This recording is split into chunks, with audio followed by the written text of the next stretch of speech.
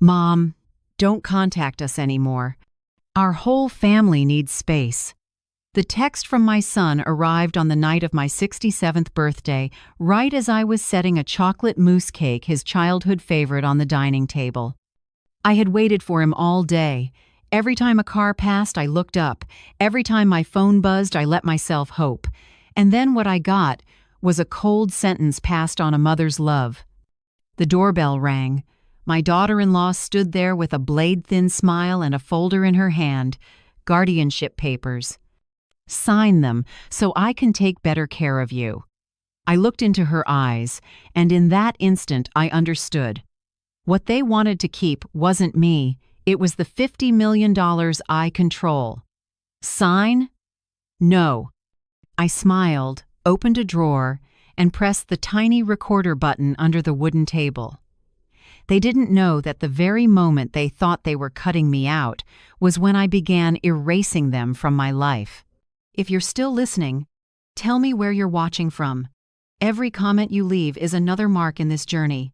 And if this story has touched you, don't forget to hit like so it can reach even further. My name is Estelle Raymond, 67, widowed 8 years. I live alone in an old Upper East Side apartment, the home Grant, my late husband, and I shared for 3 decades. He died of a stroke while golfing in Arizona. In that moment, my world collapsed, but at least I still had my son Adrian, the one remaining hope.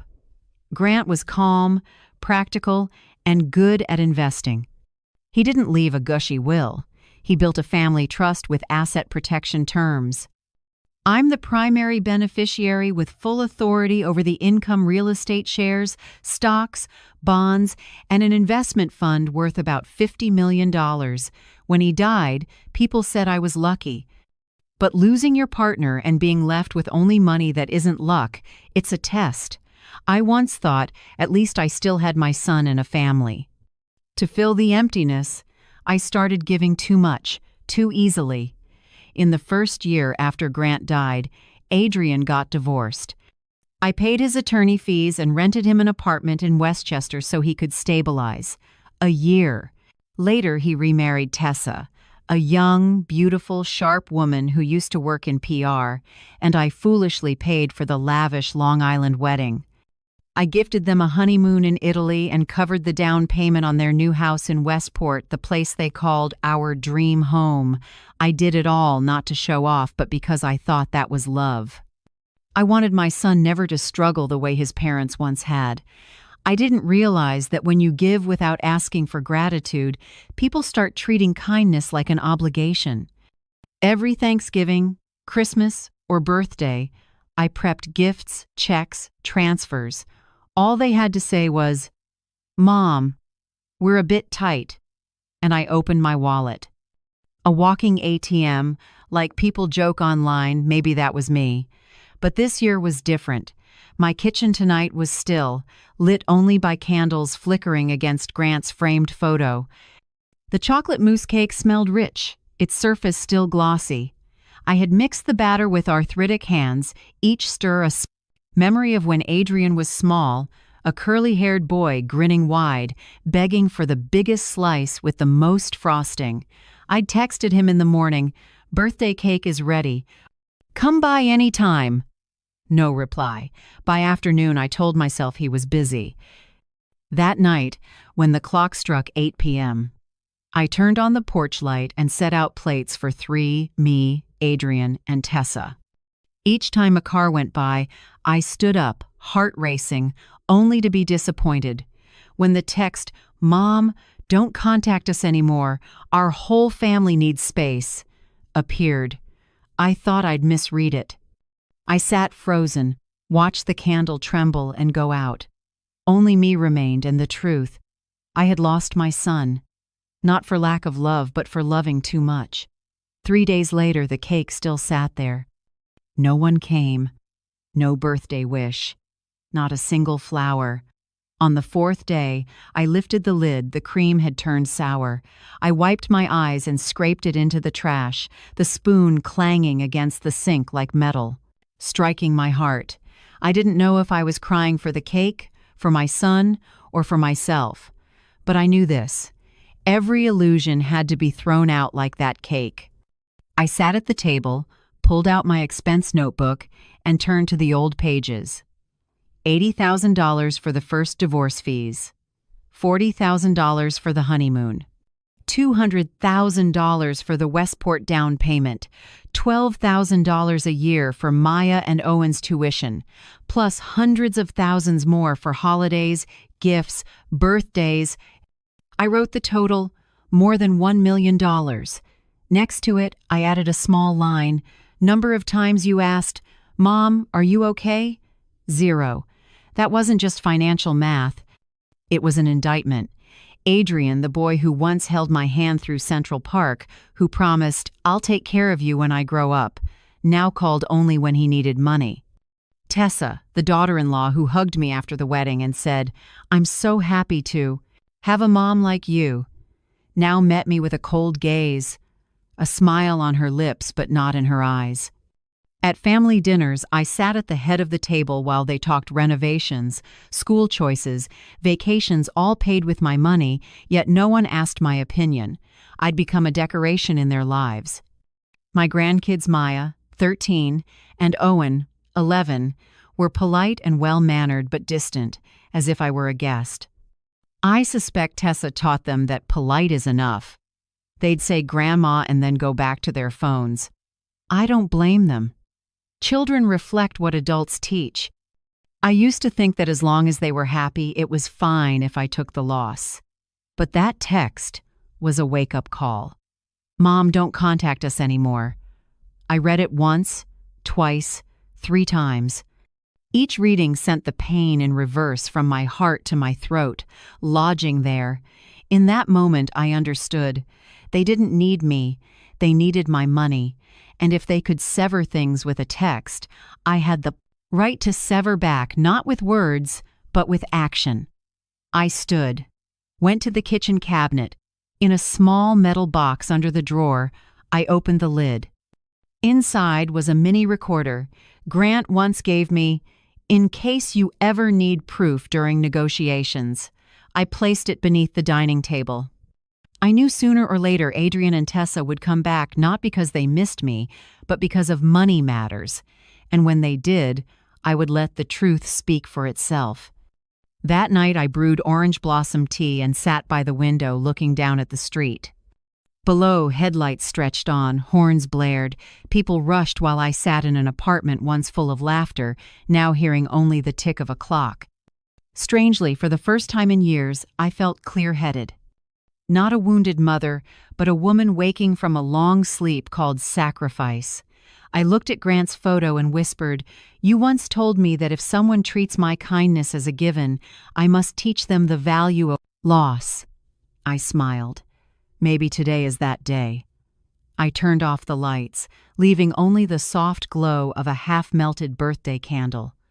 Then I opened my notebook and wrote on a fresh page, "The Estelle plan starting today." If someone asked me, "What made you endure all those years?" I wouldn't answer right away. Because honestly, I didn't feel like I was enduring, at least not then. I thought I was giving, and in a widowed mother's heart, giving felt like the only way to feel needed. 10 years ago, after Grant passed, my world became too quiet. The Park Avenue apartment, white walls, polished wood floors once filled with the jazz he played every afternoon, now had only the hiss of the heater. At first, I couldn't stand the silence. I left the TV on all night, kept the hallway lights on, trying to fool myself someone was home. Then Adrian started stopping by more often. My only son tall, with his father's face, a warm voice. Each time he came, the apartment seemed to breathe again. He'd say, "Mom, I don't want you to be lonely. I just need to know you're okay." I believed it. While he talked, I'd pour tea, set out cookies, and feel myself calm. But gradually, those visits began with different openings. "Mom, I've got a little issue at the office." "Mom, my attorney says I need a retainer." "Mom, I'm house hunting, but Westport is expensive." Those moms made me feel useful. And in the emptiness of grief, being needed is a sedative.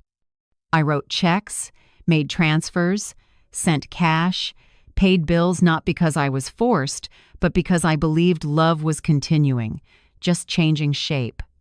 I didn't realize the more I gave, the more I erased myself.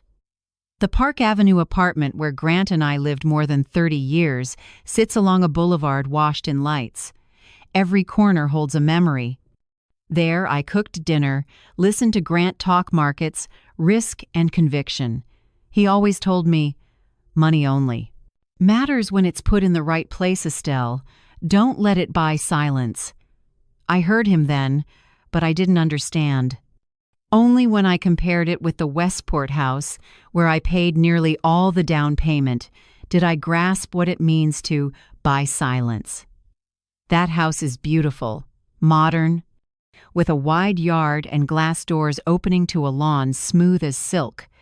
I remember the first day Adrian and Tessa took me to see it, both of them beaming like kids in a candy shop. "Mom, this is where our kids will grow up. This is our family's home." I smiled and signed a check for $200,000, never reading the small line below. The sponsor has no ownership rights. After that, every Sunday I drove nearly an hour from Manhattan to Westport for family dinner. I always brought Tessa's favorite dish, a bottle of wine from Grant's collection, and the hope that there'd be warmth there.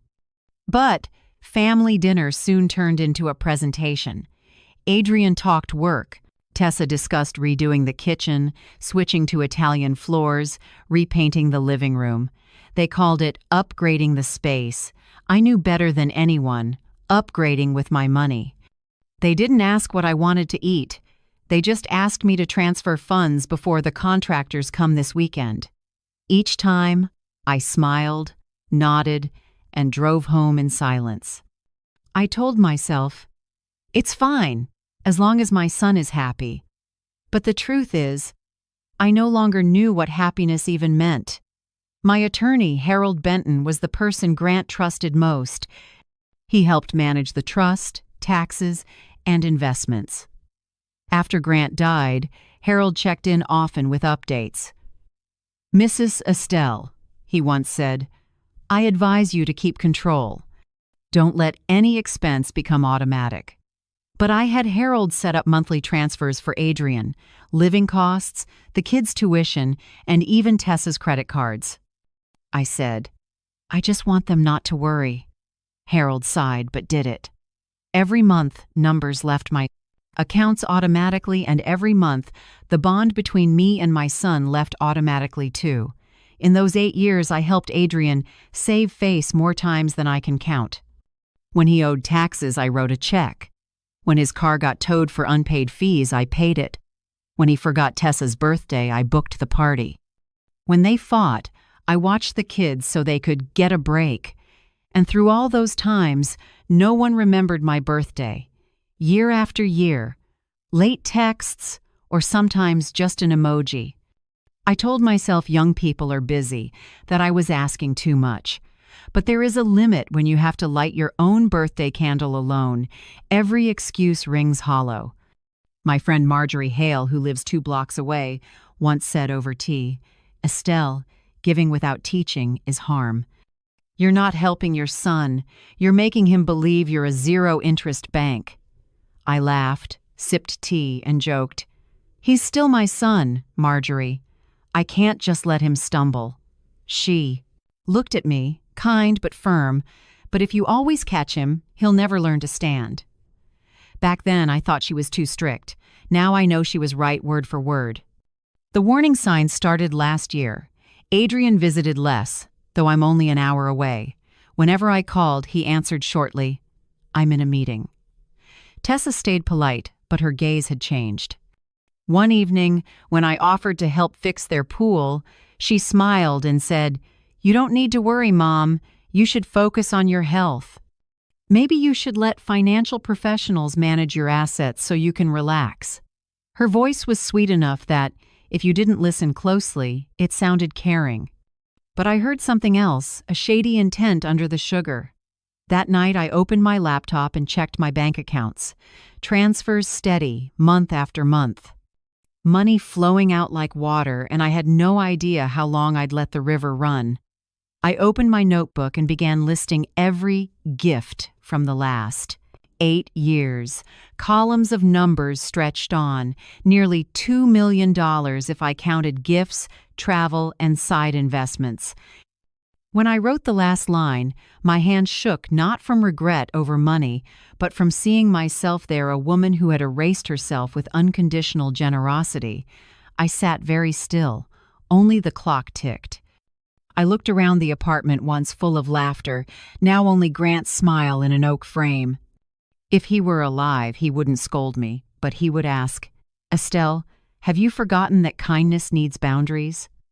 I touched the frame and answered in my heart, "Maybe I did forget, but I'll remember again, starting today." I closed the notebook, wiped my tears, then picked up my phone and opened contacts. Harold Benton's name lit up. I called, "Harold, I need to see you, as soon as possible." His voice was calm as ever. "What's going on, Mrs. Estelle?" I took a breath and spoke slowly, word by word. "I want to review everything. Every transfer, every authorization, every clause in the trust. I think it's time to turn the page." I hung up, stood, and made another cup of tea. For the first time in years, I didn't feel weak sitting alone. I felt clear, and I knew, if my wallet used to be a symbol of love, from today it would be a symbol of boundaries. The next morning I went to Harold's Midtown office. That building marble lobby, a hint of Arabica in the air, was where Grant and I sat with him for years discussing investments. But today wasn't about stocks or returns. Today I came to take back control. Harold looked at me over half-rimmed glasses, speaking gently. "Are you sure, Estelle? Pausing the automatic transfers will trigger a lot of reactions." I smiled and set my teacup down. Reactions are exactly what I need. No one knows the value of water until it's shut off. I signed the document stopping all automatic payments, the Westport mortgage, tuition, Tessa's credit cards, even Adrian's living stipend. As of today, that stream would stop. Harold nodded slowly. "I've never seen you this resolute. Maybe because I finally understand love isn't measured by a bank balance." I left the office and stepped onto the street. Early March air, cold and dry, filled my lungs, and I felt strangely light. I didn't say a word to Adrian. No text, no email, no call. They never asked if I was okay. I didn't need to warn them. I was about to change. At first, everything was quiet. On the third day, my voicemail filled up. "Mom, I think there's a bank glitch." The mortgage bounced. "Mom, Tessa says her card was declined at the store." "Can you check?" "Mom, maybe I messed up the transfer. Could you call Harold?" I listened to all of it and said nothing. Outside, the sky stayed gray, but in my kitchen, the morning light warmed a white porcelain cup. For the first time in years, I didn't feel dragged by guilt. By the 6th day, Adrian's voice lost its calm. "Mom," I called Harold. He said it was on your instruction. "Mom, what's happening? Please, at least tell me why." His voice held confusion, anger, and something I hadn't heard in a long time, fear. I turned on the answering machine and let it record everything. I wanted to hear the shift in tone from certainty to unease to desperation. On the 7th day, exactly 7:30 a.m. spanned pounding hit my door. I checked the clock, straightened my cream cardigan, and put on the pearl necklace Grant gave me on our 25th anniversary. I didn't rush. I walked slowly to the door. Adrian stood there, gaunt face, crooked tie, eyes mixed with anger and worry. Tessa beside him, hair in a tight bun, beige fur coat, gripping a designer bag like she was holding her dignity together. I opened the door, my voice light as if they were visiting on a regular morning. "Good morning, you two. Come in." Adrian strode inside. Tessa followed, lips pressed thin. "Mom, what is going on?" "What do you mean, dear?" I said, calmly pouring coffee. "All the payments have stopped. The mortgage, credit cards, Maya's tuition, everything. The bank says the stop order came from you. That's right, I said, setting the cup down evenly. I need to review a few things. Tessa let out a cold laugh. You can't just do that. That's our money. I turned and met her eyes. Sorry, sweetheart, but no. It's money I earned, I manage, and I pay taxes on. You've been beneficiaries, not heirs. The room went heavy. I pulled out a chair, sat at the table, and opened my brown leather notebook full of neat entries. Adrian, I said, do you know how much I've transferred to your household over 8 years? Mom, I didn't count. I did, I answered, flipping pages, my voice steady. A total of $1,842,000. That includes tuition, housing, insurance, travel, holidays, birthdays. And that's just the documented amounts. I looked up at the two of them, frozen. Now I want you to see another sheet. I slid a printed page from an envelope. Number of visits to see me in 8 years, 32. Number of calls asking, Mom, are you okay? 7. Number of calls asking for money, transfers, or complaining about expenses, 43. I set the paper down. The rustle sounded loud in the silent kitchen. See? I said quietly. This scale has been tilted far too long. Adrian dropped into a chair, fingers in his hair. Mom, I know. I've been careless. But you can't just cut us off like this. The house, the car, the kids' tuition, everything depends on that money. I looked at him, caught between pity and exhaustion. That's exactly why I had to stop. If everything depends on me, you're not the man of your family, Tessa cut in sharp. What about this month's mortgage, food, school, the car? How do you expect us to manage? I stood, walked unhurriedly to the coffee machine. The way millions of families do, Tessa. Live within your means. Adrian has a job. And you, I paused, turned, and smiled lightly. You can get one. Tessa glared. She started to speak, then swallowed it. That answer seemed to choke her. I set 2 hot coffees on the table and sat across from them. I'm not cutting you off, I'm pausing. And I have a proposal. Both looked up. I opened my notebook and pulled out a folded page. For the next 30 days, I want you to prove I'm still family, not a walking wallet.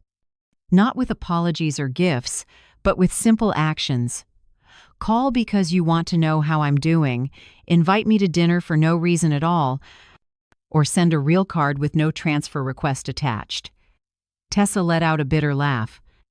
Are you turning love into a test, Mom? I answered without blinking. No. I just want to know if there's any love left to save. Adrian looked at his wife, then back at me. Mom, I promise. We'll do better. I know I've forgotten what matters. I nodded. I hope so, but remember, if I sense this is just acting, just a performance to get the money back, then everything ends for good. No more chances. Silence stretched on. Only the wall clock ticked off each beat. Then Tessa spoke, her voice low, no longer hard. In the meantime, who pays the bills, Estelle? I looked at her, my eyes softer but my tone firm. Someone who's spent for 8 years without earning a dollar can certainly learn to spend less for 30 days. And Adrian, I turned to my son, you have a job, a salary. It's time to live on your own steam. I stood, ending the conversation. 30 days. After that, I'll decide whether it's worth turning the money back on. They stood too, saying nothing. When the door closed behind them, I stayed seated, listening to their footsteps fade down the hall. I didn't feel triumphant. I felt a strange quiet settle over the apartment, quiet like after you shut off a water valve and still hear the last little drips in the pipes. That was the sound of dependency dying and of a mother beginning to learn how to love herself. I didn't have to wait long for the play to begin. Only 3 days after that shut-off morning, the phone rang. Adrian's name lit up on the screen, along with a photo of him grinning beside his wife and kids, the picture I kept as my wallpaper for years but deleted long ago. I let it ring to the third chime before picking up. His voice was gentle, almost too gentle, like he was reading a rehearsed line. "Mom, I just wanted to check on you. You've been quiet lately. Are you eating enough?" I had to pause a few seconds not to laugh. My Adrian, the one who hadn't asked, "Mom, how are you?" in 3 years, suddenly cared about my nutrition. I answered evenly, "I'm fine. Thanks for asking." He paused, then continued, his tone almost too smooth. "I realize I've been awful. You've carried so much for us. I just want you to know I'm grateful." Someone who didn't know better might be moved. But I could hear paper rustling on his end, and Tessa's faint whisper behind him, prompting something. I spoke slowly, to let them believe I was softening. "I know, Adrian. Thank you. Take care of yourself." I hung up and checked the time. 37 minutes later, the phone rang again, this time a blocked number. A young voice came through, trembling slightly like recitation. "Hi, Grandma. It's Maya. I just wanted to tell you about my day at school." I leaned back and listened as my granddaughter talked nonstop about math class, a new teacher, a science project. Every detail was too perfect, too polished, like a carefully assigned script. I let her finish, then asked gently, "Maya, who told you to call Grandma?" A brief silence, then her voice dropped. "Dad said you were sad. Mom said to call so you'd know the family still loves you." I sighed softly. "I understand." "Maya, listen. I'll always be your grandma. Do you hear me? Whether the adults are upset or not, that never changes." "Yes. Do you want to keep talking or do you have homework to do?" I have homework." "Then go study, sweetheart. I love you." "I love you too." I hung up, my heart sinking. I wasn't angry at Maya, only tender toward her. A child being pulled into a grown-up performance with her own clear little voice. That afternoon, the doorbell rang. The delivery guy stood outside, arms full of white lilies and pale pink roses so big he had to angle them through the doorway. A card tied with silver ribbon read, "Thinking of Mom with all my love. Tessa." I set the bouquet on the table, its sweetness almost choking. I remembered that even on my birthday, this woman had never sent flowers, never even called. Now that the money was shut off, she suddenly remembered motherly love. I snapped a photo of the bouquet, sent it to Harold with a note. First signal. They've started performing. 2 days later, Tessa called. Her voice was bright, tinged with a shy friendliness, like she was trying to bond. "Mom, I know it's a busy week, but I'd love to take you out for a girls' day. Spa, nails, a little shopping, what do you think?" I smiled lightly. The same person who once mocked my dress as outdated in front of her friends now wanted a girls' day? Sounds lovely, Tessa, but I'm a bit tied up this week. I'll check my calendar. Okay, take your time. I just want us to be closer. I've been thinking a lot. Her voice trailed off, then the line clicked. I watched the afternoon light filter through the vase on the table, lily petals making soft halos. Beautiful, yes, but beauty with a price tag. And I knew with Tessa, everything had a price, even affection. On the 8th day, the post office delivered a pale blue envelope. The scrawled line read, "To Grandma Estelle from Owen." Inside was a handwritten note. The penmanship was even careful, spotless, oddly so, unlike the hurried scrawl I'd seen from him on Christmas cards. "Grandma, I think you're wonderful. I'm sorry I don't say it more. I hope to see you soon. You're the best grandma in the world. I love you. Owen." I read it again and again, studying the strokes. Every letter was overly sculpted, the lines too straight, as if someone had guided his hand until it was perfect. It made me smile and ache at the same time. That evening I called Adrian. He picked up fast, hope in his voice. "Mom, I knew you'd call. I'm guessing the flowers moved you, right?" "The flowers are lovely, and Owen's letter is sweet," I said slowly. "But both smell of staging." "Mom, what are you saying?" "Adrian, listen to me clearly. If you truly want to repair this, start with honesty. Don't use the kids as tools to ask for money. Don't hand them scripts to read. I've lived long enough to hear the difference between truth and performance, silence on the other end. I could picture him glancing at Tessa, signaling her to be quiet, afraid I might hear something. "There's just one thing I want you to remember," I added, softer. "If these 30 days are real, I'll know. If they're just a show, I'll know that too. And then this door will close for good." I hung up before he could answer. Late at night, I brewed orange blossom tea and sat in the dining room, the warm lamp casting gold over the wood table. I reached under the table to the tiny recorder I'd stuck there last week. A small green light blinked, still powered, still working. I slipped on headphones and replayed the morning they came over. Tessa's sharp voice, "That's our money." Adrian's sigh, "Mom, at least tell me. What's going on?" Then, me steady, calm. Hearing myself, I felt no regret. I opened a new audio file, the calls from today. Every tone, every breath, every awkward pause from my son, my daughter-in-law, my grandkids captured. Part of me felt sad. I once dreamed our family would keep warm memories, not cold audio files. But another part knew, this is the truth. And truth, even when cold, deserves to be kept more than sweet lies do. Have you ever had to smile through a play you never signed up to watch? If you have, leave a line, just one line. I want to know how closely you recognize that feeling. I set the headphones down, turned off the lights, leaving only the small glow over the stove. Outside, New York slipped into spring rain, cars slicing through puddles. I closed my eyes and listened to the rain mingle with the even hum of the recorder. I thought of Grant, and what he once said, "Never confuse love with bribery. Once people know you fear loneliness, they'll turn it into a weapon." I smiled. Grant was right.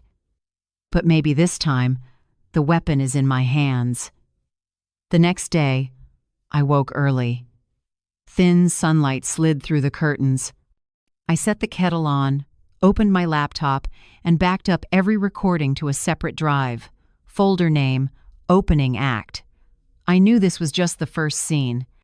And the writer this time wasn't Adrian or Tessa, it was me. Marjorie's text arrived at midday as I finished brewing tea and rearranging the lilies that had begun to droop. My old friend never minced words. "Estelle, I was at the country club yesterday." Tessa sat with the tennis ladies. She spoke softly but just loud enough for the whole table. "My mother-in-law's been odd lately, impulsive spending, not stable since her husband died. We might have to bring in an expert to assess capacity." I froze, the flower stem slipping in my hand. A petal snapped against the crystal with a click. Marjorie lowered her voice. "I'm not telling you to hurt you, but you need to know they're laying the road for a different script." "Thank you," I said. 2 small words felt like stones in a dry throat. I hung up and stood still for a long moment, listening to the clock beat against the wall. In my head, the pieces clicked into place. Flowers, the handwritten note, the check-in calls.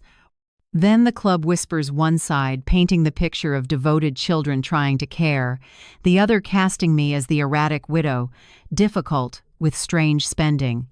If people heard only half the story, they'd side with the dutiful child. I dialed Harold Benton. He picked up almost instantly. "Harold, answer me honestly. Has anyone at all called your office asking about my financial capacity or mental competency?" A beat of silence. I heard him set his glasses down. "Estelle, I shouldn't disclose informal inquiries. But since you asked," Adrian called.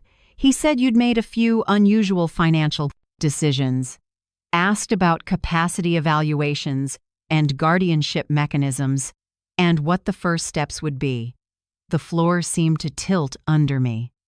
Strangely, instead of breaking, everything inside me went still. "What did you tell him, Harold?" "I said you are fully lucid and that any move to limit your capacity would waste time and money and could backfire in court. I also told him if he truly cares, he should start by checking on his mother." "Thank you," I said, my voice steady again. "We have more work to do." I hung up and looked down at the busy avenue. The first sharp pain sealed like a cut under a clean bandage. It was clear now. The pricey bouquet, the painstaking note, the gentle calls were props. They were building a backdrop. We care so much. While up close, they shoved me into the role of unstable mother. I poured more tea. The steam fogged the glass. In that haze, I saw my reflection no longer trembling. If they wanted to play on the legal field, that's exactly where I'd meet them. That afternoon, I called Dr. Lila Khan's office, the neurocognitive specialist Harold once mentioned. The assistant asked a few screening questions. The earliest slot was next Wednesday, a half-day comprehensive assessment. Memory, attention, executive function, plus a clinical interview.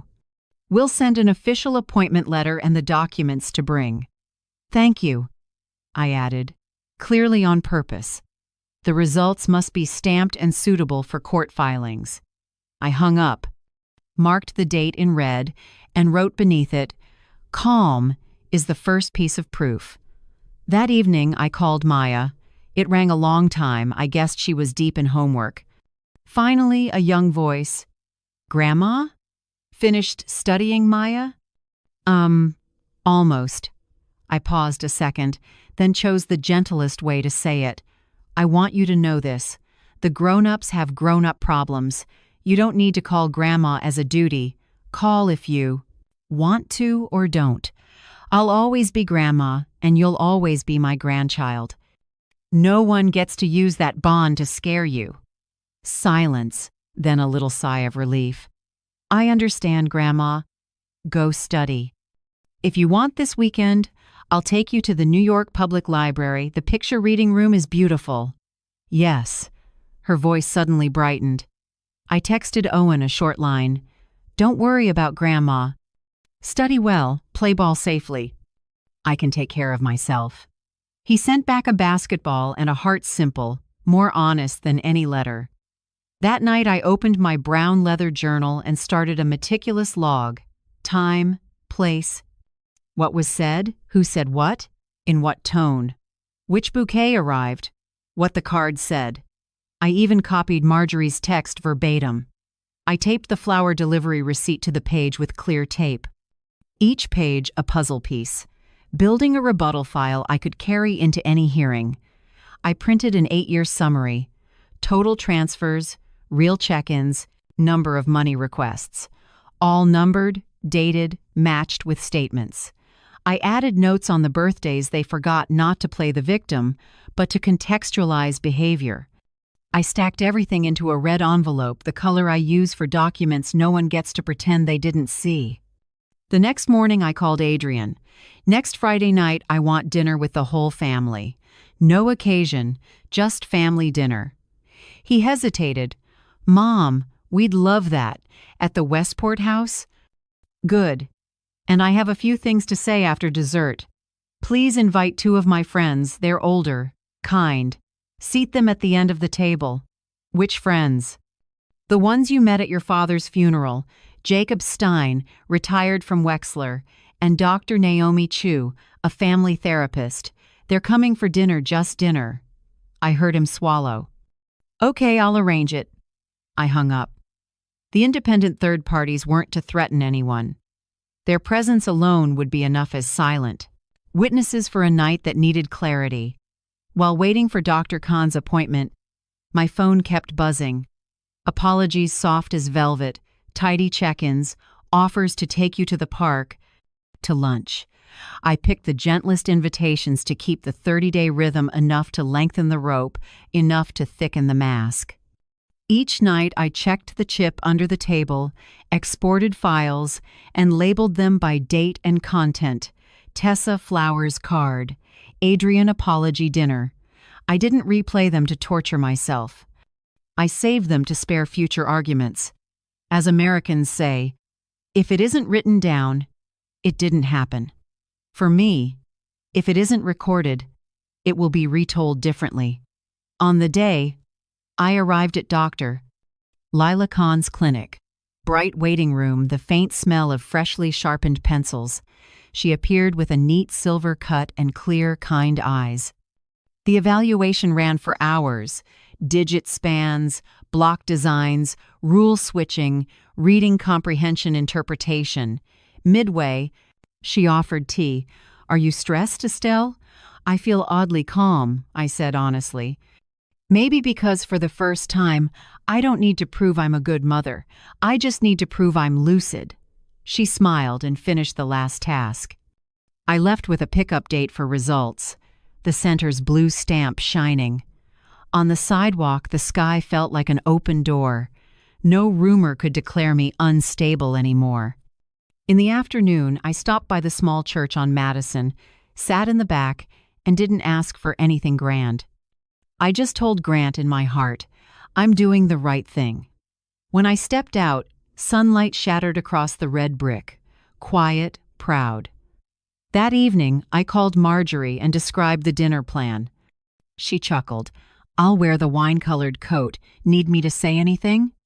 "I just need you to sit, breathe, and watch. Sometimes that's enough." In the days that followed, I finalized a timeline. Who called when, whether I answered, the main point of each exchange. I printed 3 copies, one for me, one for Harold, one sealed in the safe. The night before dinner, I stood in my kitchen and looked around. The home was quiet but not sad. White porcelain cups, fresh flowers, the table runner Grant loved. I placed 2 things in my handbag. Dr. Khan's evaluation signed and stamped, and my 8-year summary. Not to flaunt, just so that if anyone chose to forget, the papers would remember for me. I rested my hand on the bag and felt my heartbeat steady. Strangely, I wasn't nervous.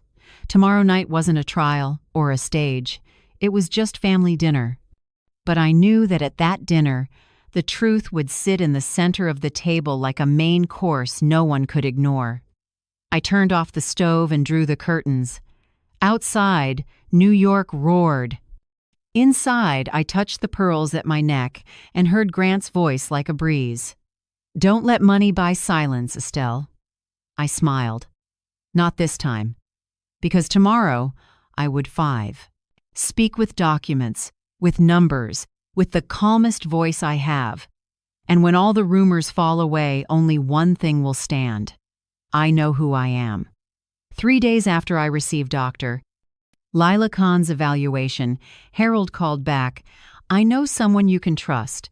No flash, tight as a locked lake. Name's Quinn Park Private Investigator. He helped Grant in that Manhattan asset dispute back in 2011. I remembered that case. Grant once said, Quinn has the brain of an accountant and the instincts of a cop." I nodded, though Harold couldn't see me. "Give him my number."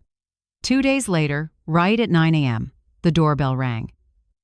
A man in his mid-40s, tall, lean, charcoal coat spoke in a low, even voice. He showed his license, then said, "Mrs. Estelle, I know this needs to be quiet. No one besides you and Mr. Benton should know I exist." I nodded and poured black coffee. "What do you need from me, Mr. Park?" "Only 3 things. Old statements, transaction, emails with the bank, and temporary access to the trust account. I'll find the rest." I set a thick envelope on the table, everything ready. I want to know where the money I sent Adrian went. Every dollar. And if there are outsiders involved, I want names. Quinn's mouth twitched. A cool light flashed behind his glasses. "I'll dig. But prepare yourself when money's involved. People rarely stop at ungrateful." 7 days later, he came back. The Park Avenue kitchen was bright with early spring light, but when Quinn opened his laptop, the gray-blue screen glinted colder than any metal. "Here's their financial picture, Mrs.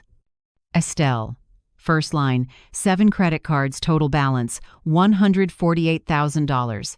Next, a second mortgage on the Westport house, $320,000. And a string of late payments from the kids' private school. I stayed quiet, staring at the numbers like a house whose walls were slowly cracking. "Worse," Quinn said. "They set up an intermediary account, call it a buffer account. It's registered to Tessa, but the primary recipient is Adrian." He zoomed in on a cash flow chart. Each month, the transfers I made to the family trust were split 80% to the main account, 20% to the buffer account. From there, the money cycled, paying down a slice of debt, then moving back, creating the illusion of a clean, transparent flow.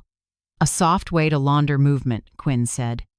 "Perfectly legal on paper and convincing enough to make outsiders think every expense is on the level." I leaned back, a chill running along my spine. How long have they been doing this? At least 2.5 years. I also found their private sessions with a separate financial advisor, named Meryl Stone, Family Asset Management. Meetings are scheduled on Tuesdays, often right after your monthly transfers. Quinn took a sip of coffee, then spoke slowly, like reciting a confession for someone else. "Then comes the worst part." He opened another folder labeled Social Witnesses. "They're building a social file on you. Neighbors saying, 'You forget things', club staff claiming you talk to yourself in the locker room, a yoga coach saying you lose focus during meditation. All logged with email confirmations between Tessa and an attorney named Robert Kane." My breathing grew heavy, not from shock, but from realizing every tiny quirk and petty rumor had been weaponized on purpose. "They need social proof to bolster a guardianship case," Quinn explained. "On paper, they're dutiful children caring for a mother who's slipping out of control." I asked, my voice rough. "Since when did they start thinking about this?" Quinn rotated the screen, extracted emails with a timeline. "Right after Mr. Grant's funeral, I have a memo from Kane to Adrian. The emotional period following loss is an appropriate time to initiate a soft guardianship plan." Those 4 words, soft guardianship plan, made me want to laugh. Polished language for legalized theft. Quinn went on. "I also found a parallel legal advice schedule with Meryl. They discussed getting familiar with the local judge and building goodwill with the Westport community. For 5 years, they've been stockpiling good witnesses by donating to the school fund, attending galas, and telling the story of a mother-in-law unbalanced by loneliness." I was silent for a long time. Outside, a siren wailed and thinned into the air. "And you're certain this data is accurate?" "I have copies of emails, appointments, transfer statements, even Kane's internal notes I recovered from an archive account. Everything is encrypted and backed up to a separate drive." I nodded slightly. "Good. Print 2 sets. One for you, one for me." Quinn looked at me a bit surprised. "You don't want me to keep monitoring?" "No need. I don't need more proof to understand people. I just need enough to lay on the table when they say, 'for Mom's sake.'" That afternoon, I sat in my study printing everything. The steady whir of the printer sounded like someone's heartbeat counting down. I organized it all. Cash flow charts, list of buffer accounts, emails about guardianship, Attorney Kane's transaction logs, notes from Meryl Stone. I clipped each set, labeled them in red, and slid them into a red envelope the color Grant always said was only for truths no one can deny. I sealed it and placed it in the safe beside Dr. Lila Khan's report. Dr. Khan did not disappoint. In the cover letter, she'd added a handwritten line, "No signs of cognitive decline. Mrs. Estelle is fully lucid. Reasoning, memory, and emotional regulation are strong. Any contrary claims lack medical basis." I read that line again, and Again, not to reassure myself, but because it sounded like music that finally loosened a knot. Those 10 lines weighed more than all the money Adrian and Tessa ever demanded. I leaned back. Late sun striped through the blinds onto the pearls at my throat, flashing like Grant's reminder, "Don't let anyone retell your story the way they want." Quinn called again that evening. Voice even, "Mrs. Estelle, I'm sending the backup on an encrypted drive. Password is your and Mr. Grant's wedding date. I'll keep a second backup in secure storage. Only you or Mr. Benton can access it." "Thank you, Quinn. What do you plan to do next?" I looked out the window at New York, glittering like a sea of indifferent lights. "Nothing yet," I said slowly. "Only when they believe I've bitten the bait does the final move really land." He paused, then spoke softly. "Mrs. Estelle, you're not just lucid, you're formidable." I smiled. "Don't worry, I'm not. Chasing victory. I'm reclaiming fairness, the thing they forgot how to define." That night, I reopened the opening act folder and added a new one, Hidden Flows Financial Evidence. 2 folders, 2 stories. One about feelings, one about figures. Together they formed the full portrait of betrayal by people I used to call family. I closed the laptop and switched off the light. Street glow poured through the window, falling on the red envelope on my desk, its shadow on the wall like a seal over a secret now complete. I touched it lightly, a thin smile rising. Now I have enough ammunition. No shouting, no noisy revenge, just one evening and one line at the right moment, and everything will cave in. Day 29. A damp, pale New York morning. I was making tea when the phone rang. Adrian's name. I hesitated a few seconds, then answered. "Mom," his voice caught. "I'm sorry.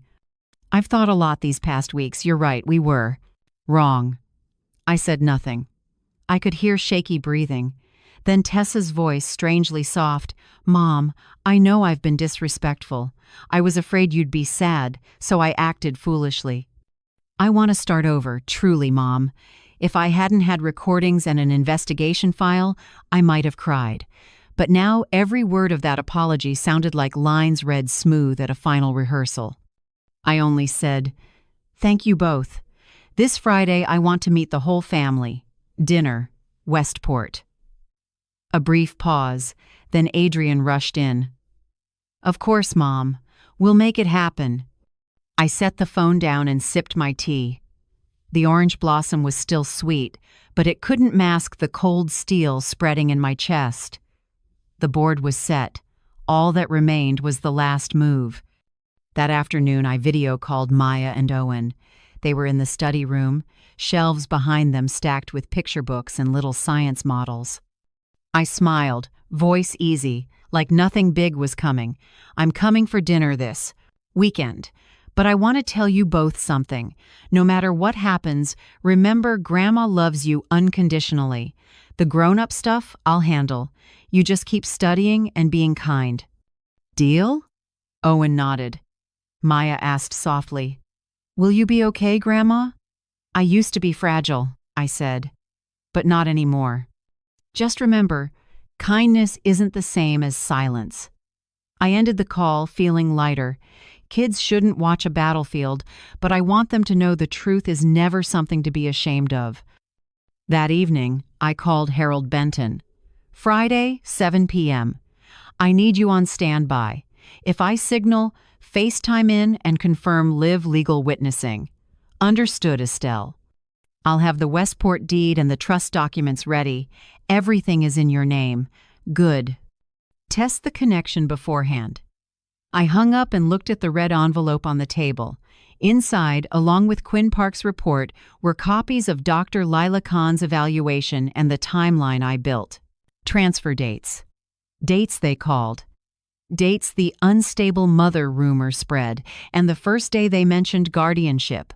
All arranged like a score of betrayal, one I, and no one else, would play for them. The last 2 days I was busier than I'd been in years. Not planning payback, but putting my life back in order. I went to Harold's office and signed the new will. "Are you sure, Estelle?" he asked, voice low. "Very sure," I said, crisp. "The entire estate house, stocks, investment funds, savings, totaling roughly $50 million, will go to the Grant Estelle Foundation for Scholarships and Community Health. My husband's name will live there with mine, not in the hearts of people who see him as a checkbook." Harold nodded, eyes a little wet. "He'd be proud of you." I smiled. "I'm not doing it to make him proud. I'm doing it so I can be at peace." Day 30, Friday morning. I rose early, took the red envelope out of the safe, and slipped it into my small handbag. Before leaving, I opened the kitchen drawer and checked the mini recorder hidden under the liner. The light blinked green. Full battery. I called my locksmith on Madison. "Can we schedule tomorrow morning? Replace all locks at the Westport house. Front, back, garage." "I'll be there for paperwork." "Yes, 8 a.m., ma'am." I hung up, feeling strangely light. No matter how dinner went, tomorrow I'd have the keys. At lunch, I stopped by a small spot on Lexington for the onion soup Grant loved. In the back booth, I flipped through the copies again. Westport title held by the Grant Estelle Family Trust. Trustee, Estelle K. Grant. Temporary eviction packet already signed, one confirmation away. Attorney Kane's email to Tessa using the line, "Once the mother-in-law is deemed incapacitated, the trust assets can be redistributed." I snapped a photo of that printout and sent it to Harold with a note. "This is the line they didn't manage to delete." Harold replied, short and calm, "Stay steady. You hold every legal advantage. They can't touch a single brick."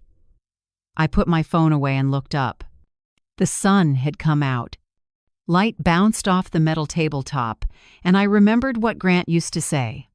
"Sometimes the win isn't in striking back. It's in being prepared so thoroughly you can't be knocked down." I smiled. He'd like how I'm playing this one. In the afternoon, I called my two older friends, Jacob Stein and Naomi Chu. Jacob's a retired attorney who knows guardianship law inside out.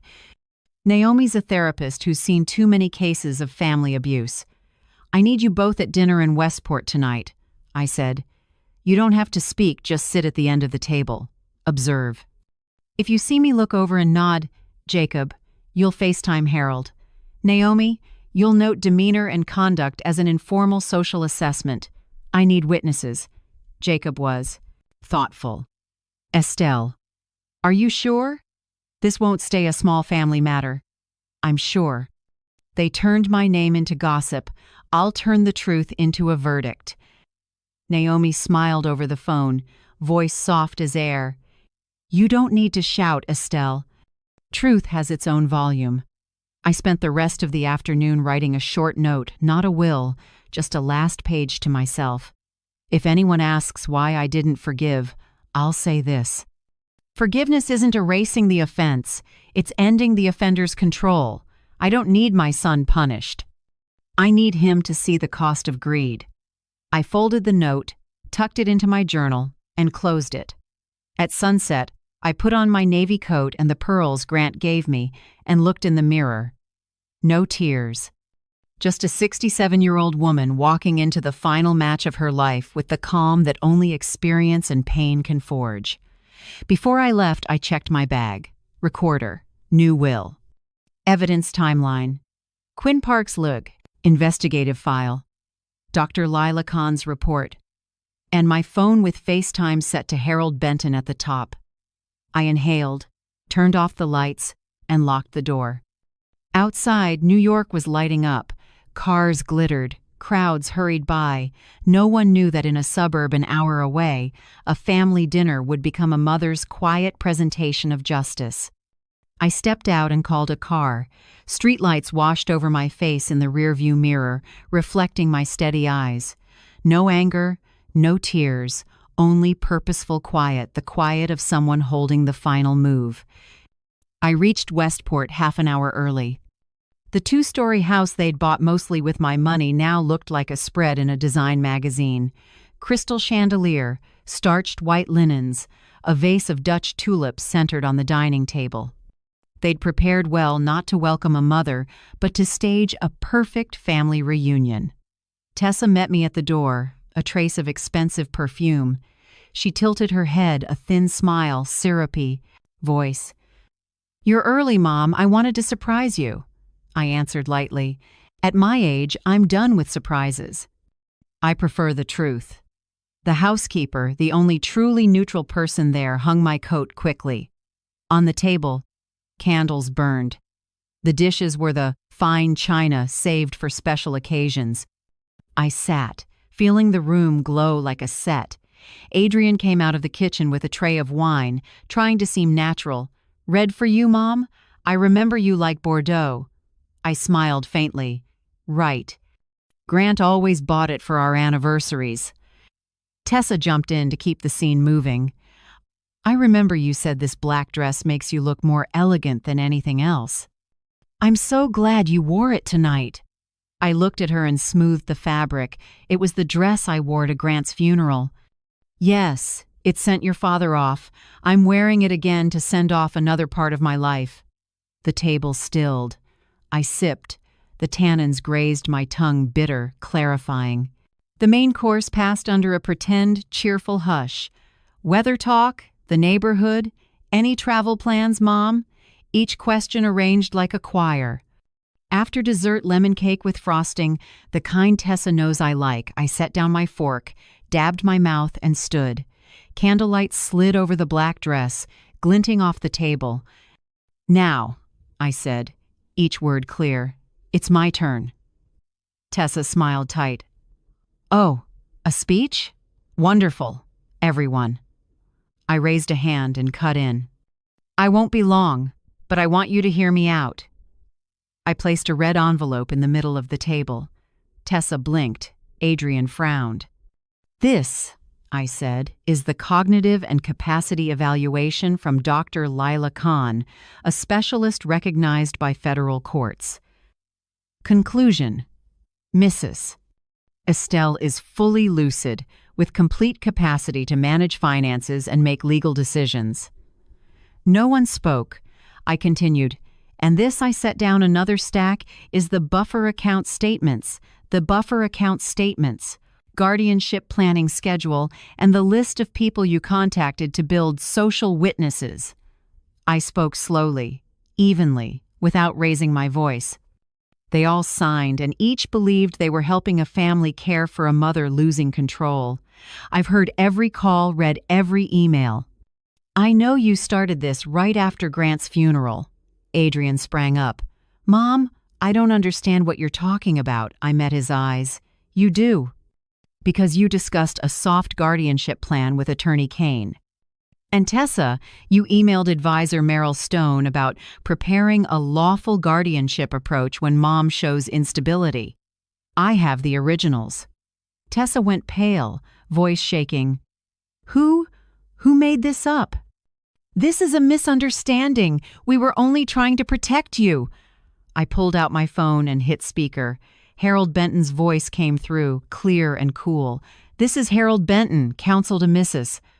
Estelle Grant. Under Connecticut law, any deliberate fabrication of evidence to secure control over the assets of a competent adult constitutes legal fraud. Additionally, using an elderly person's assets without authorization is financial elder abuse, subject to criminal prosecution." Tessa went pale, lips pressed tight. Adrian stood frozen. I gently set the phone down. "Thank you, Harold. I'll call you back." Then I turned to them, my voice calm. "If you still think this is a misunderstanding, listen to this." I took a small recorder from my handbag and pressed play. Adrian's voice rang out clear, echoing through the quiet dining room. "Just sign it. Mom won't understand. If we wait, she might change her mind. Doing it on her birthday makes the most sense. She'll be soft." Then Tessa's voice, "Don't forget the trust if we don't get control of those assets soon. It'll be too late." A soft gasp came from the head of the table. "Maya." She set her spoon down, eyes wide, lips trembling. "Dad, Mom, why?" Owen's face went rigid as he stared at his parents like they were strangers. I stopped the recorder and looked down at the two of them. Kids, the grown-up stuff isn't yours to carry. I know none of this is your fault. Remember, real love never needs to be hidden. I squeezed Maya's hand, then turned back to Adrian and Tessa. My voice stayed even, no shaking, no anger. In front of my grandchildren, I won't lower myself by yelling. But I do have a duty to spell out the consequences. I took out another thin file and set it on the table. These are the legal papers for the Westport house. The entire property belongs to the Grant Estelle Family Trust. I'm the trustee. You are guests, nothing more. The eviction packet is signed. The lawful move-out deadline is 14 days. Adrian stepped back, face drained. You can't do this. This is my house. No, I said softly. This is the house of the woman you used to call. Mom, the one who paid for everything, from your wedding to your children's tuition. Starting today, that mother stops being a bank. Tessa broke down, sobbing, trying to grab my hand. Mom, I'm sorry. I was scared of losing everything. I didn't know it would go this far. I pulled my hand back and looked at her. Not angry anymore, just tired. Tessa, if you were truly afraid of losing, you should have learned how to keep. But you didn't keep trust, and that's the one thing money can't buy back. The room fell dead silent. Only the small crackle of candle wicks and the wall clock counting seconds remained. I glanced at Jacob and Naomi, my two friends at the end of the table. They said nothing, just gave the slightest nod. I knew everything had been recorded, in full. I gathered the documents and put them in my bag.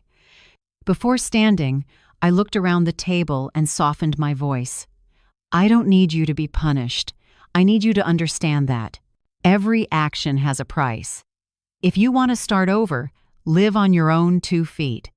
If you choose the old path, then the law will teach you the rest. I paused, letting my eyes rest on Maya and Owen once more. You two, Grandma will still be here if one day you need a place to come home to. Just not today. Then I turned and walked away without looking back. Outside, the Westport night air tasted faintly of salt. I stepped out feeling like I had closed a long chapter. Behind me, I heard Tessa's sobs and Adrian calling out, Mom, please! But I didn't stop. Moonlight spilled across the stone path, throwing a long, steady shadow of me. I knew they would never forget the image of the woman in a black dress walking out of the house that had been their symbol, red envelope in hand, head held high. And I knew that from that moment, I'd taken back my name, Estelle Grant. The next morning, I woke earlier than usual. New York was cold and dry. Winter lights slanted through the crater. Blinds. I made tea, opened the window, and took a deep breath. For the first time in years, the silence didn't feel like a void. It felt like space to be free. I'd spent the night writing the final lines in the packet for Harold not to hurt Adrian and Tessa, but to close a phase I'd enabled for too long. That afternoon, I drove back to Westport alone. The gates stood open. No laughter, no perfume like the night before, just silence heavy and hollow. Adrian and Tessa sat on the sofa, faces drawn. I didn't circle around it. I'm here to make things clear. I set the file on the table, my voice steady, not shaking. Under the trust terms, you have 30 days to vacate the Westport house. This isn't punishment. It's putting everyone back in the right place. This home belongs to the Grant Estelle Family Trust, created to serve community funds and medical research, not something for anyone to cling to. Adrian lowered his head, hands clenched. Mom, we know we fought. We're wrong. But the kids, their school. I nodded slightly. I've accounted for that. I'll support Maya and Owen's tuition paid directly to the school, not through the parents. Their education won't be disrupted. But that's for them, not for you. Tessa looked up, eyes red. Are you throwing our whole family out? We have nowhere else. No, I said, still gentle but firm. I'm not throwing you out. I'm giving you 30 days to stand on your own feet. I pulled 2 envelopes from my bag. These are career counselors Harold arranged. One specializes in re-entry for women who've been out of the workforce, Tessa. Contact her. And this is a list of open project management roles around Stamford that fit Adrian's background. You can both start over if you're willing to relearn how to work. Tessa's voice shook. You don't understand, we were just trying to help you, so you wouldn't be tricked by others. I gave a fawn. Small, wry smile, no bitterness, only the sour truth. Help? By pushing guardianship papers? By hiring people to spin a story that I'm out of control? Listen, help is a right to give, not a tribute you're entitled to collect. I've let you forget that for too long. The room sank back into silence. Only the clock ticked, as if measuring out the beats of my patience. I opened another file and set it down. This is my new will. I'm saying it now to avoid any misunderstanding later. The entire estate house, stocks, savings, investment funds, totaling $50 million will go to education, healthcare, and scholarship funds under the Grant Foundation. Your father's legacy and mine will serve those who truly need help, not those planning to take it. Adrian lifted his head, eyes shining. Mom, you're not leaving anything to me? I looked at my son, the baby I held when he was only hours old, the boy I soothed in the dark, the man whose early debts I paid, and said quietly, I'm leaving you more than money. I'm leaving you the chance to start over. If you use it, that's the greatest inheritance I can give. Tears rolled down Adrian's face, but I knew it wasn't just loss, it was the first time in his life he'd be responsible for himself. I turned to the study table where Maya and Owen sat silent. They didn't speak, but I saw fear in their eyes, the kind kids feel when they realize adults aren't perfect. I went over and sat at their level. Kids, Grandma has a little gift just for you. I took out 2 small envelopes. Inside are a letter from me, city library cards, and a list of free community activities, places I'd like you to try this summer. You'll meet people who teach by doing, not by talking. Maya looked at me and whispered, Grandma, you won't be mad at my mom and dad, right? No, I'm not mad. But I won't hide the truth anymore. Adults have to relearn how to live. Right, and you just keep learning to be kind. I hugged them both lightly, felt their quick breaths against my shoulder. Then I stood and faced Adrian. Son, hear me one last time. You can lose my money, but don't lose being a father. The kids need a guide, not an excuse maker. They don't need wealth, they need example. Start there. Adrian bowed his head, hands over his face. Tessa sat in silence. I looked around the room one last time. Everything was in place, the beige sofa, the wedding photo, the slightly crooked oil painting, but the warmth of family was gone. I'll have someone inspect the house after you move out. Don't worry, I'm not taking back anything except the truth. Tessa burst into tears, her sobs cracking the air. Mom, do you think you could ever forgive me? I answered slowly, without dodging it. Forgiveness, Tessa, doesn't mean going back. Forgiveness is when I no longer let pain run my life. If you truly regret, show it with actions. She nodded and covered her face. Adrian stared out the window at the bare winter maples. I walked to the door. The cold air bit my skin, but I could breathe. Before leaving, I turned back. Harold will reach out to guide you through the move-out process. And don't think about lawsuits or spreading rumors every piece of evidence is saved. With one call, I'll file criminal charges. No one answered. I knew they understood. I stepped down the porch. Thin sunlight hit the pavers. The breeze carried a far-off salt smell. I got in the car but didn't start it yet. I looked in the rearview mirror. The door closed behind me, quiet. Inside, they were probably crying, falling apart, but to me, it wasn't the sound of pain anymore. It was the sound of illusions cracking. Merging onto the highway, I saw the sign, New York 60 miles. I let out a small laugh. 60 miles, but the distance between a mother once exploited and a woman now free. I touched the pearls Grant gave me and whispered, Do you see, love? I finally did it. No hatred, no selling my soul, just letting go at the right time. Headlights ahead strung together like stars. Peace settled in my chest. No more begging calls, no more demanding texts, no more staged family dinners, just a little jazz and an open road. From now on, if anyone asks, "Mrs. Estelle, do you have regrets?" I'll smile and say, "No. I only regret not doing this sooner." I lowered the window and let the wind wash over my face, clean and bright. Behind me, Westport faded into dusk. Ahead, the city lit up, and I, Estelle Grant, was truly free for the first time in years. A week after the dessert night, Westport felt like someone had flipped a switch to quiet. But at the country club, the wood-floored corridor still buzzed. I didn't go. I only needed Marjorie. She called me Tuesday afternoon, gleeful like she'd just watched a final curtain drop. "Estelle, you didn't have to do a thing." Dr. Khan's evaluation accidentally landed in the club's shared inbox official copy, seal, and wet signature. Anyone who whispered unstable got shut down on the spot.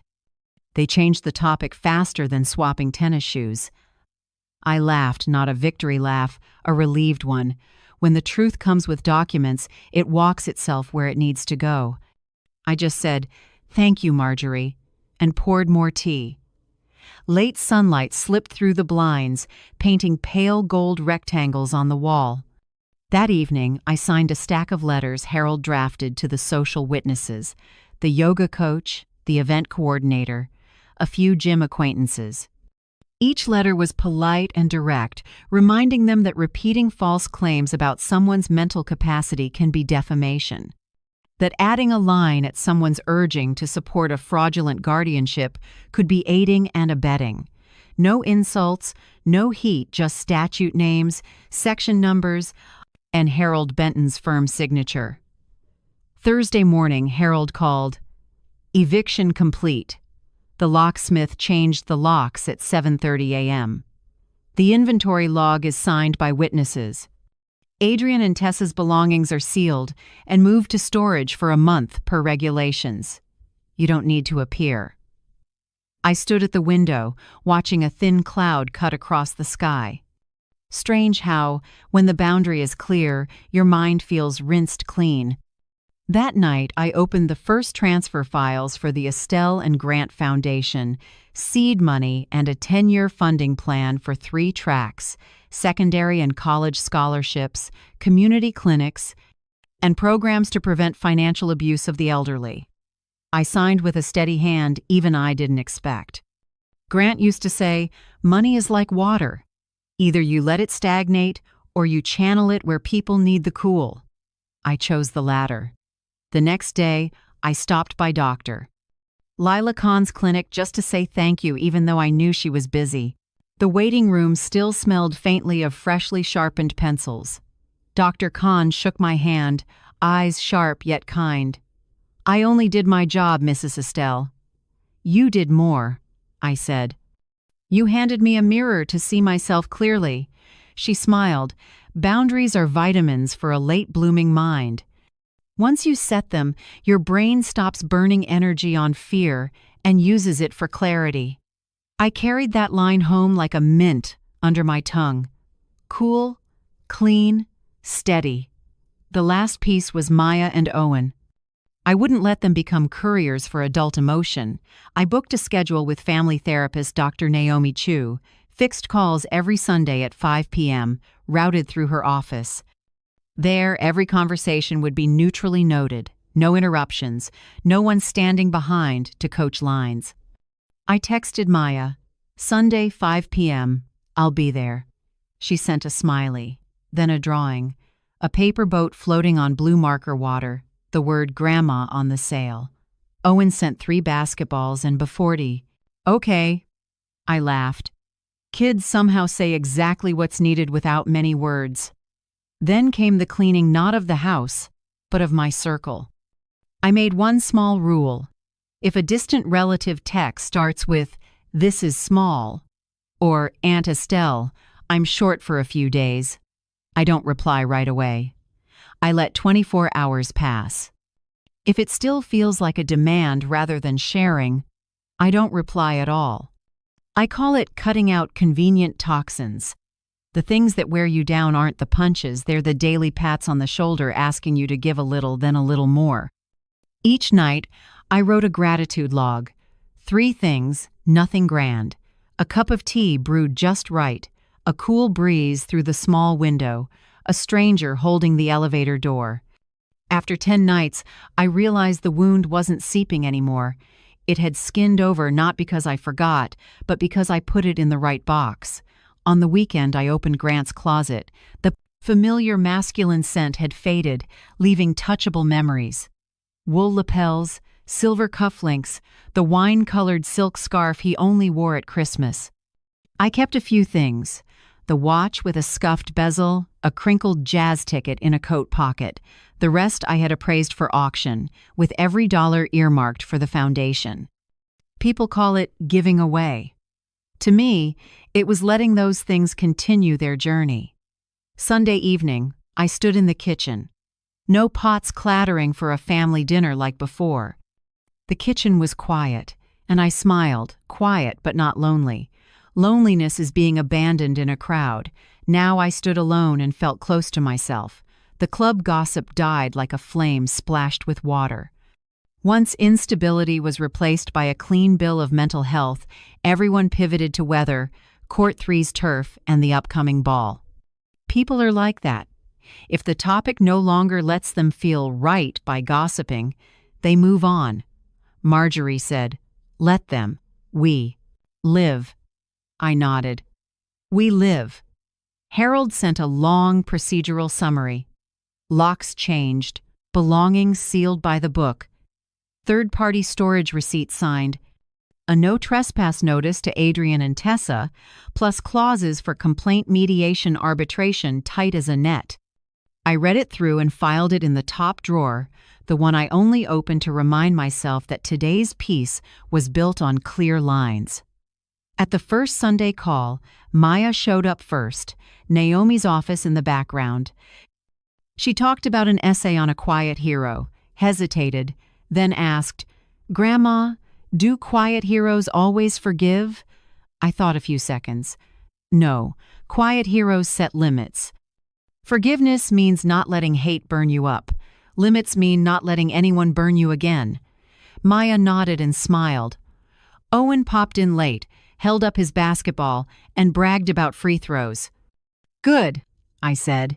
"If you keep discipline on the court, you'll keep it off the court." Naomi smiled in the corner and jotted notes. She was helping me build a small bridge across the age gap so the kids could cross without stepping into adult mud. Another night, a text from an unknown number. "Miss Estelle, I'm a cousin on your mother's side. I heard that you—" I looked at it and put the phone down. 24-hour rule.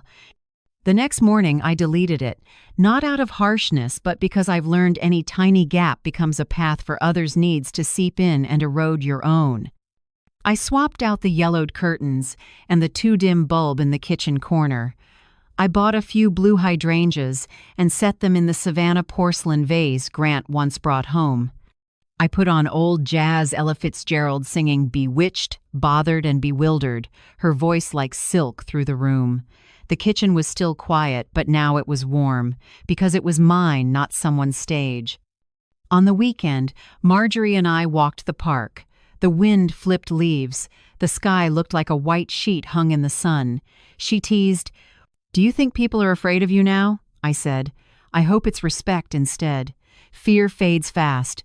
Respect, if built from clear boundaries and conditional kindness, lasts like paving stones." On the way back, I stopped at a used bookstore and bought a new leather journal.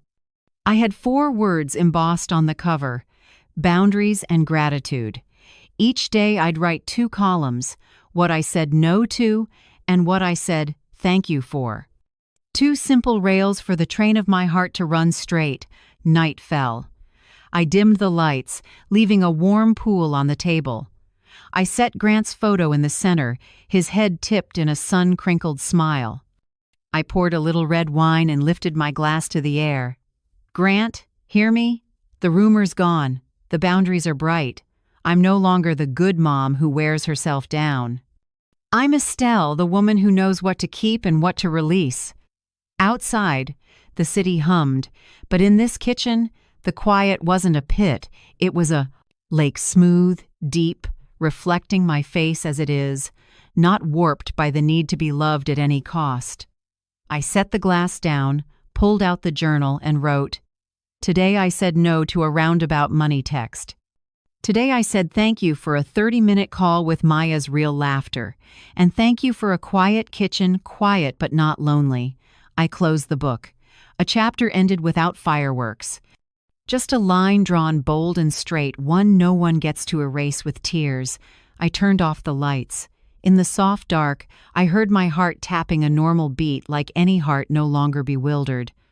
And I knew, from here on, I'm living the rest of my life on ground that is mine. The following spring, I got a short text from Adrian. "Mom, may I see you?" Alone. No fancy restaurant, no glossy cafe like before, just a small shop in Brooklyn where I used to take him for sandwiches when he was little. I arrived on time. Adrian was already seated, no suit, no tie, no luxury car at the curb. Just a plain white shirt, sleeves rolled to the elbows, eyes direct and tired. "I'm not here to talk about money, Mom," he began, voice hoarse like someone just out of a storm. "I just want to talk." I nodded. "Then talk." He went quiet for a few seconds, then exhaled. I've spent my whole life protecting that all-set image. I was scared of losing the house, scared of losing status, scared my friends would find out I wasn't the Grant heir anymore. But when everything collapsed, I saw I didn't really keep anything. I let Tessa lead, and I was weak. "I don't know how to be a father anymore, Mom." I looked at my son, the man who once thought he was the strongest in the family, now speaking honestly, without a shell. No excuses, no blame, just bare responsibility. I said gently, "If you want to start over, I'll listen. But you know this help isn't unconditional anymore. I have 3 conditions." He nodded. "First," I said, "you need stable work for at least 6 months, no borrowing, no asking for help. Second, both of you must attend family counseling with an independent professional, and you don't get to quit halfway. And third, you owe a public apology, not just to me, but to everyone you let those rumors hurt." Adrian lowered his head, eyes wet. "I agree. Can you trust me this time?" "I don't need to trust," I said. "I just need you to do." 2 weeks later, an email from Tessa landed in my inbox.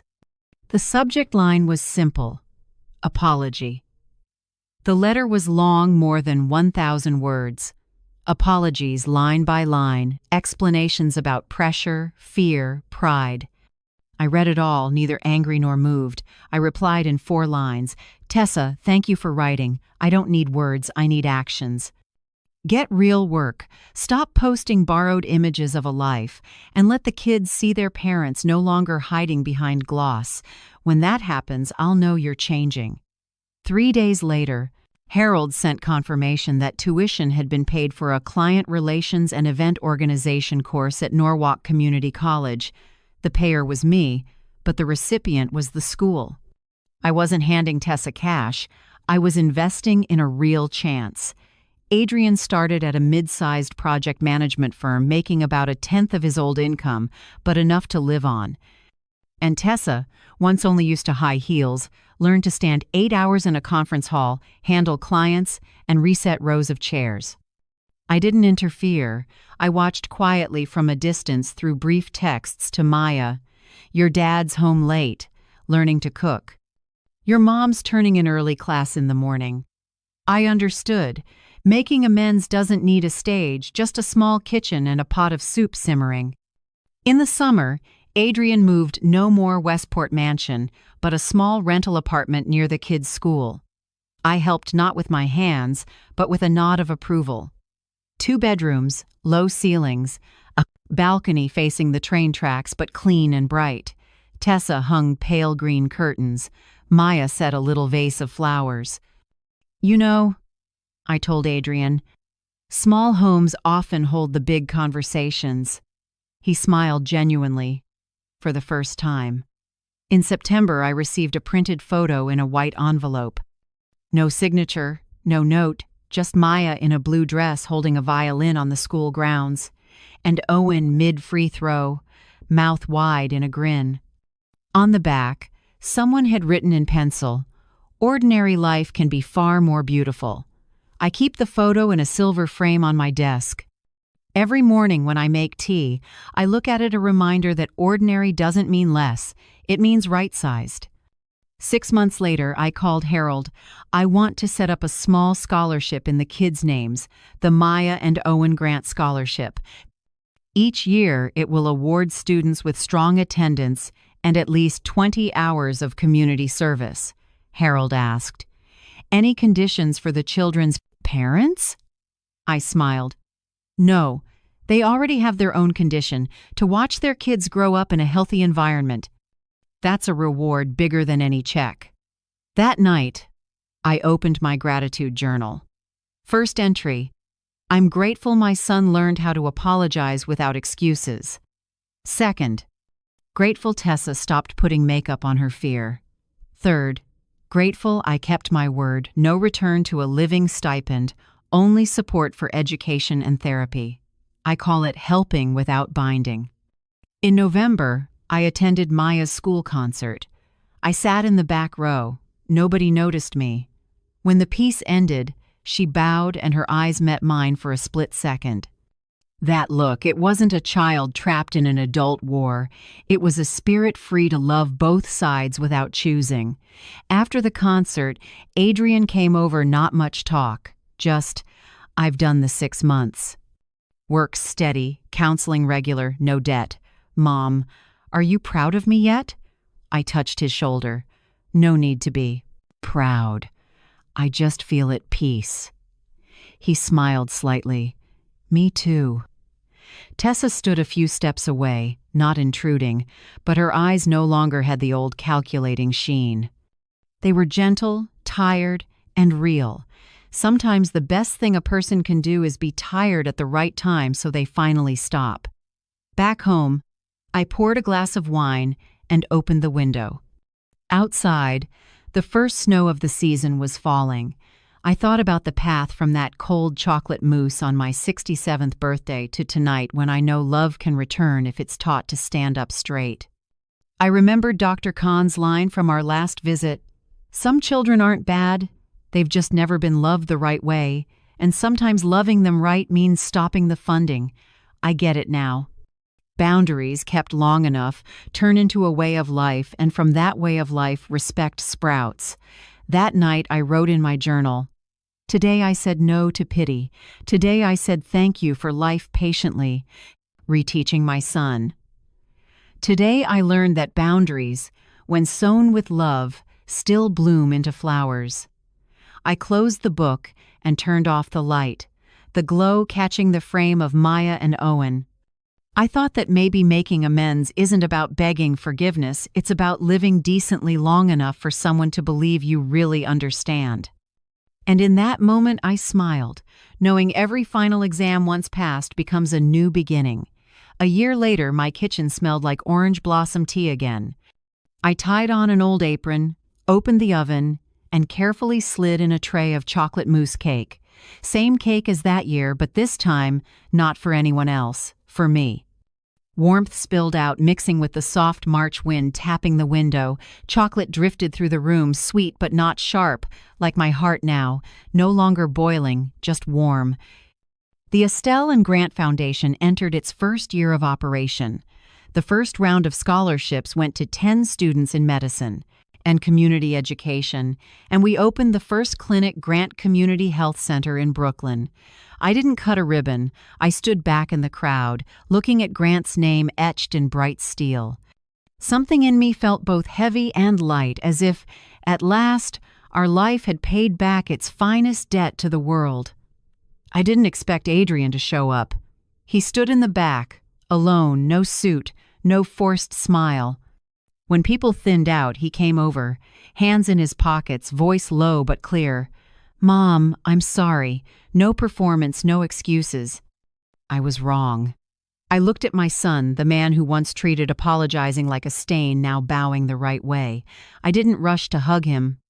I set a hand on his shoulder and said quietly, "Growing up is about paying a price, not getting revenge. You're on the right road." He nodded. In his eyes, I saw a light I'd once seen in Grant's, the light of someone who fell and stood back up. That afternoon, Tessa came too. No expensive bouquet, no heavy perfume. Just a business card.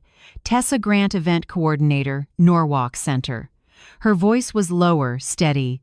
"I've closed all the credit cards. I'm learning to live on a real paycheck." I looked at the woman who, to me, had been a symbol of vanity, now standing with tired honesty. I didn't say much. "Good." I nodded. Only when you stop borrowing from someone else's future can you start building your own present. She dipped her head. I saw her lip tremble not to play a part. For the first time, I believed she was actually living, not acting. That evening, I invited the family for a small dinner. No champagne, no white tablecloth, no fussy European courses. Just pumpkin soup, crisp toast, and the chocolate mousse I'd made. Maya brought her violin and played a slow Clair de Lune, and Owen told how his team won the regional tournament. No one talked about money. No one brought up blame. We just sat together. For the first time in years, I felt I wasn't the host, and I wasn't the audience. I was simply present, whole, and calm. Late at night, after everyone left, I sat at the table and wrote one last letter to Grant. "My love, I've learned to say no, not out of anger, but to protect the part of me that hasn't broken. I understand now, when we know our limits, our love doesn't shrink, it reaches farther. Our love isn't only in the old apartment or the savings account anymore. It's being portioned into scholarships, clinics, and children. We don't know who carry the dreams you believed in." I stopped trying to be the good mom who erases herself and started being a good person, the real kind. Thank you for teaching me how to be strong without being bitter. I'm free now, a freedom with responsibility. I folded the letter and placed it in the wooden box with Grant's old watch. A closing ritual, light as a breath. On New Year's Eve, I wrote the year-end lines in my journal.